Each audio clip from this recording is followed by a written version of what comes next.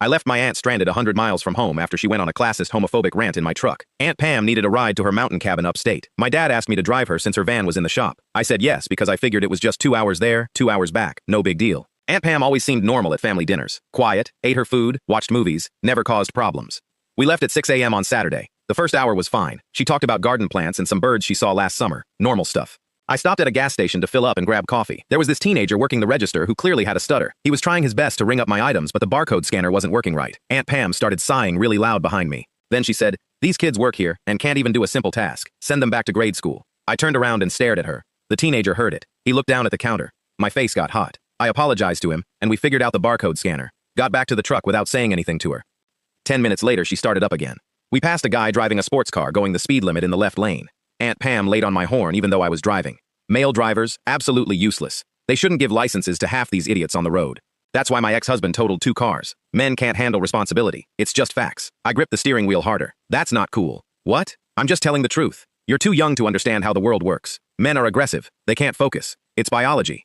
She kept going, talked about how her ex-husband ruined her life by asking for settlement, how he was a gold digger, how all men just want to take women's money. She said men who wear nice suits to work are asking for attention and then complain when they get it.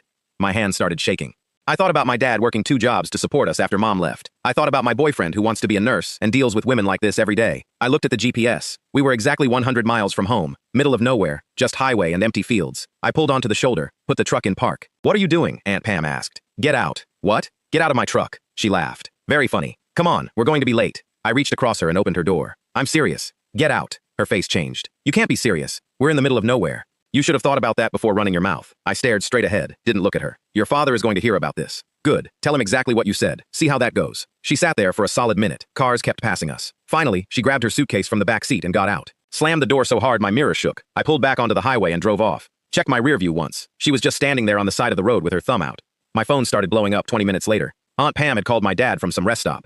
He called me 5 times in a row. I let it ring. Then my uncle called. Then my grandpa. I pulled into a diner parking lot and finally answered my dad. "What is wrong with you? Pam is stranded. Did she tell you what she said?" "He said you got into an argument." "Ask her what the argument was about. Ask her to repeat exactly what she said about the teenager at the gas station and about male drivers." "Go ahead." Silence on the other end. "She said some things." My dad finally admitted. "Yeah, she did. And I'm not a taxi service for bigots." Aunt Pam eventually got a ride from some trucker.